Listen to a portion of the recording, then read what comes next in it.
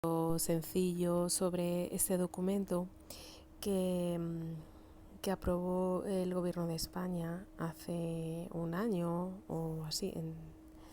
2020-2021, aprobado por el gobierno de España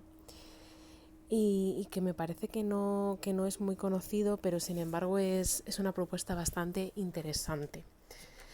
dado que nos estamos enfrentando a problemas de una magnitud muy pluridimensional y que se deben afrontar en escalas de tiempo bastante superiores a lo que dura una legislatura política. Esta propuesta, este documento, es una propuesta de superar precisamente las miradas cortoplacistas que impone la política tradicional, quizá una política tradicional no preparada para los retos a los que nos enfrentamos. Entonces, este documento de hacia una estrategia nacional de largo plazo es una propuesta para tratar de mirar más allá de los 4-8 años que suelen mirar los gobiernos de las distintas administraciones locales. Entonces, el documento tiene una introducción en el que básicamente se centra en confirmar que la situación que tenemos de cortoplacismo es totalmente perjudicial tanto para las generaciones presentes como para las venideras.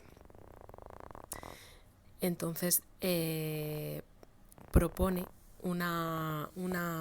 trabajo de prospección, es decir, de trabajo de imaginar o ponernos en situación de, en este caso, pues, del año 2050 en España. Para ello, en 2020, el Gobierno creó la Oficina Nacional de Prospectiva y Estrategia para centralizar esta propuesta y este trabajo. Como dice el final de la introducción, es imprescindible que nuestro país mire de nuevo hacia adelante y desarrolle una estrategia nacional de largo plazo que nos permita adelantarnos a los retos y aprovechar las oportunidades que presenta el cambio climático, el envejecimiento demográfico, que por cierto España parece ser que va de camino a ser el país más envejecido del mundo y demás. Entonces son una serie de factores muy complejos que van a actuar de forma combinada y no se puede afrontar ni, como decía, con políticas cortoplacistas ni demasiado parcializadas, sino que hace falta una visión de conjunto. Por lo tanto, esta propuesta España 2050, como dice el documento, es una perspectiva estratégica que persigue un doble objetivo. Por un lado, mejorar la comprensión de los desafíos y las oportunidades sociales, económicas y ambientales a las que se enfrentará España en las próximas décadas, y por otro lado, generar un diálogo multiactor que permita fijar prioridades, coordinar esfuerzos y garantizar un futuro más o menos decente. Entonces, este estudio recoge un análisis diacrónico y prospectivo de 9 grandes desafíos que España deberá superar de aquí a 2050 si quiere consolidarse como un país avanzado en Europa, junto con más de 200 propuestas para lograrlo y un cuadro de 50 objetivos e indicadores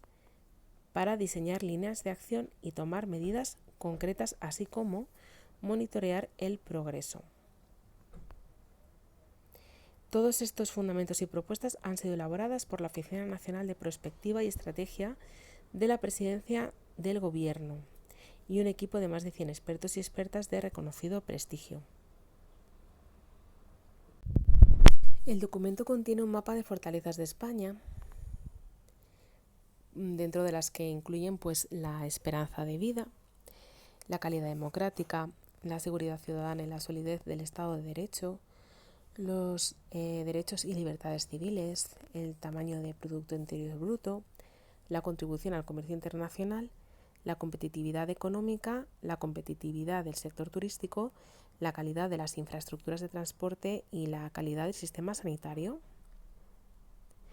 También la tasa de privación severa de vivienda, acceso a Internet, etc. Bueno, una serie de factores en las que este informe señala que estaríamos, digamos, en una posición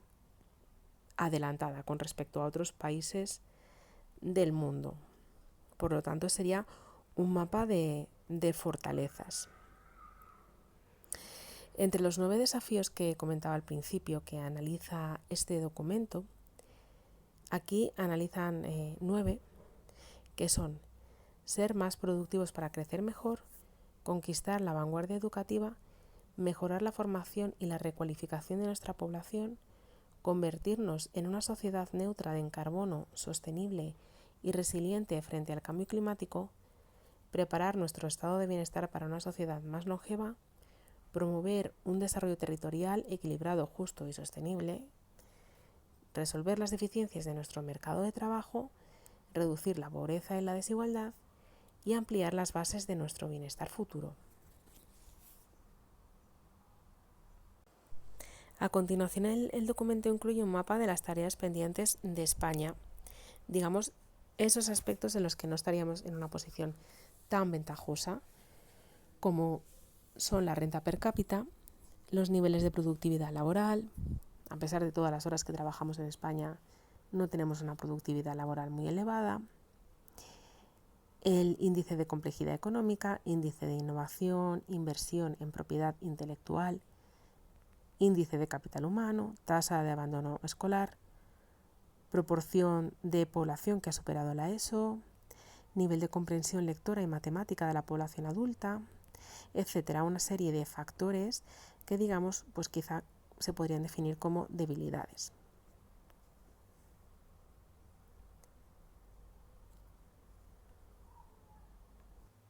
Como se comentaba también al principio, esta propuesta, este informe contiene más de 200 propuestas que se agrupan en 12 ejes que están descritos en esta pantalla, 12 ejes que tratarían de superar esas debilidades, reforzar esas fortalezas, al mismo tiempo que se afrontan esos 9 desafíos que se han enumerado anteriormente. Y para poder medir hasta qué punto se consigue superar esos desafíos, se ha elaborado también un cuadro de indicadores y objetivos. Los indicadores sirven para ver en qué medida se alcanzan los objetivos. Los indicadores, como se sabe, tienen que ser medibles, cuantificables y alcanzables, entre otras cuestiones. Entonces, para el desafío 1, que era ser más productivo para crecer mejor, incluyen unos objetivos para 2030, para 2040 y para 2050. Este desafío se divide en 6 indicadores. Un indicador es la brecha en renta per cápita con respecto a la UE 8, que son los 8 países más desarrollados de la Unión Europea. Entonces se trata de que para 2030 esa brecha se haya reducido en un 18% y para 2050 se haya reducido en un 10%. A continuación tendríamos el indicador número 2 para el desafío 1, que es tener unos niveles de productividad laboral que para 2030 sería de 46 y para 2050 de 63. Y así a lo largo de todo el documento, para cada desafío de los 9 enumerados, los desglosa en una serie de indicadores y lo cuantifica con unos objetivos para 2030, para 2040 y para 2050. Se pueden ver los indicadores para el desafío 2, conquistar la vanguardia educativa, los indicadores para el desafío 3, mejorar la formación y la recualificación de nuestra población, los indicadores para convertirnos en una sociedad neutra en carbono, sostenible y resiliente al cambio climático. En este desafío, el indicador número 21, relativo a las emisiones de gases de efecto invernadero medidas en miles de toneladas de CO2 equivalente, pues para 2030 fija un objetivo de 223.000 elevado a 93 miles de toneladas de CO2 equivalente, es decir, una reducción del 23% con respecto al nivel actual y para 2050 una reducción del 90% con respecto a los niveles actuales. Y de hecho no es una prospección demasiado ambiciosa teniendo en cuenta que si seguimos con la tendencia de concentración de gases de efecto invernadero que tenemos a día de hoy en la atmósfera y si continuamos con la tendencia de los últimos años, vamos a superar en mucho el 1,5 grados, 2 grados que son el límite de seguridad para la supervivencia humana en el planeta. Lo mismo para el desafío 5, pues sus indicadores y sus objetivos. El desafío 6, 7, 8, reducir la pobreza y la desigualdad y reactivar el ascensor social. Y el desafío 9. Bueno, es un documento breve de 34 páginas que bueno, este documento, como se indica, no es la estrategia en sí, sino un informe resumen, pero que nos sirve para hacernos una idea de las debilidades que tenemos como país y las fortalezas y los escenarios a los que queremos llegar. Si queremos ponernos en el peor de los escenarios, pues mejor no nos esforzamos en superar ninguna de las debilidades que tenemos, pero si queremos tener un escenario de calidad de vida decente para 2050, o antes mejor, 2030, 2040, pues tenemos que esforzarnos seriamente en trabajar en superar esas debilidades. Y este informe es una guía, es una propuesta metodológica que puede ayudar a focalizar los esfuerzos, ayuda a fijar los objetivos y ayuda a medir cómo se van logrando esos objetivos. Por lo tanto, sí que me parece una buena propuesta desde el punto de vista que comentaba al principio, de que trata de superar la visión cortoplacista con la que se hacen las políticas a día de hoy por parte de la mayoría de los gestores públicos, y eso no nos va a llevar absolutamente a ningún buen puerto. Así que simplemente quería presentar este documento que vi hace unos meses y bueno, me parece que se habla poco de él, pero es importante porque es una herramienta de trabajo que considero útil, que todos los gestores políticos, gestores públicos y otros agentes deberían tener en mente y tener claro que tenemos que hacer serios esfuerzos para mejorar como sociedad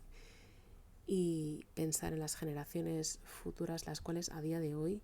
si seguimos con muchas de las tendencias actuales, lo tienen realmente complicado. Así que sin más, finalizo ya este vídeo y os animo a que le echéis un ojo a este documento.